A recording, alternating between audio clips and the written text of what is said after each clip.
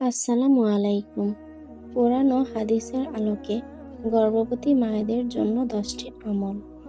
১. তওবার মাধ্যমে আত্মশুদ্ধি করা। ২. নিয়মিত কোরআন তেলাওয়াত করা। ৩. আল্লাহর কাছে সুস্থ সন্তানের জন্য দোয়া করা। ৪. ৫ ওয়াক্ত নামাজ আদায় করা। ৫. সকাল সন্ধ্যায় জিকির করা। ৬. সূরা মরিয়ম তেলাওয়াত করা। ৭. দান সদকা করা। গর্ভবতী মায়ের 10 মাসের আমল। ১. প্রথম মাস দৈনিক 10 বার সূরা ফাতিহা পড়ুন। ২. দ্বিতীয় মাস আয়াতুল কুরসি বেশি বেশি পড়ুন। ৩. তৃতীয় মাস সূরা মরিয়মের তিলাওয়াত করুন। ৪. চতুর্থ মাস দোয়া রব্বি হাবলি মিন লাদুনকা পড়ুন। ৫. পঞ্চম মাসে সূরা লোকমান পড়ুন। ৬. ষষ্ঠ মাসে দৈনিক সূরা দোহা তিলাওয়াত করুন। ৭. সপ্তম মাসে সূরা ইনশিরা বেশি বেশি পড়ুন। ৮. অষ্টম মাসে ইস্তেগফার বেশি বেশি পড়ুন। ৯.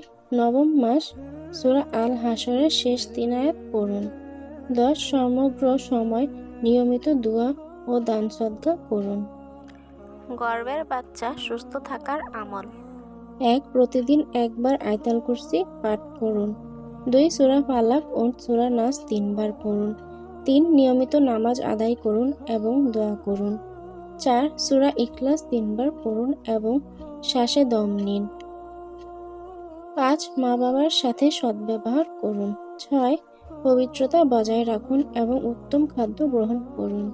৭. আল্লাহর ওপর পূর্ণ আস্থা রাখুন এবং ধৈর্য ধারণ করুন।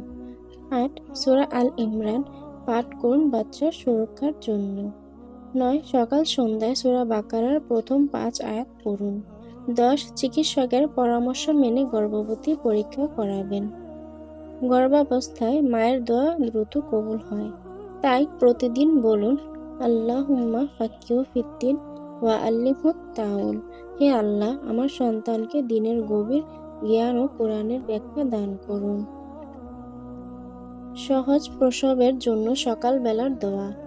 দোয়াটি হলো আল্লাহুম্মা লা সাহলা ইল্লা মা জাআলতাহু সাহলান ওয়া আনতা তাজআলুল হাজনা ইজা শিতা সাহলান। অর্থ, হে আল্লাহ, আপনি যা সহজ করেন তাই সহজ হয়, আর আপনি চাইলে কঠিনকেও সহজ করে দিতে পারেন। পড়ার নিয়ম। প্রতিদিন ফজরের নামাজের পর এই দোয়া এক মনে পড়লে মানসিক শান্তি আসে এবং আল্লাহর রহমতে প্রসবের সময় কষ্ট কম হয়। সঙ্গে সূরা ইনশিরা প্রতিদিন একবার করে পড়া উত্তম। নরমাল ডেলিভারি হওয়ার দোয়া। দোয়াটি হলো আল্লাহুম্মা সাহলিন লিউলাদ্দি ওয়া হাফিজনি ওয়া হাফিজ জিনিনি মিন কুল্লি সু। অর্থ, হে আল্লাহ, সহজ করুন, কঠিন করবেন না, আর আমাকেও আমার গর্ভের সন্তানকে সকল প্রকার অনিষ্ট থেকে রক্ষা করুন। নরমাল ডেলিভারির জন্য সূরা মরিয়মের ২৩ থেকে ২৫ নং পর্যন্ত আয়াতগুলো বেশি বেশি পাঠ করুন। আল্লাহ তাআলা সকল গর্ভবতী মায়েদের হেফাজত করুন। আমিন।